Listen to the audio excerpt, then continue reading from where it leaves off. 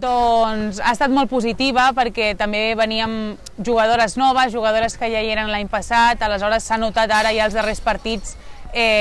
doncs, que hem agafat ja una identitat col·lectiva a l'hora de jugar i això es nota molt.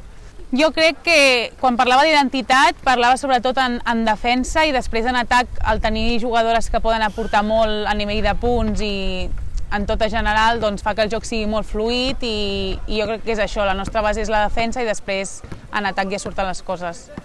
Sí, jo crec que era l'objectiu ja de la temporada, classificar-nos per la fase d'ascens, estem invictes i per què no acabar de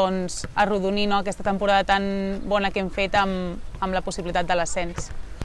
Home, la Lliga Femenina està a un nivell superior, lògicament, i hi ha molta qualitat, però jo considero que també el que fa un equip és el fet de que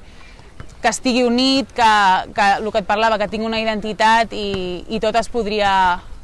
parlar. Lògicament, per estar a Lliga Femenina ja parlaríem d'altres factors i suposo que s'hauria d'incorporar altra gent a l'equip.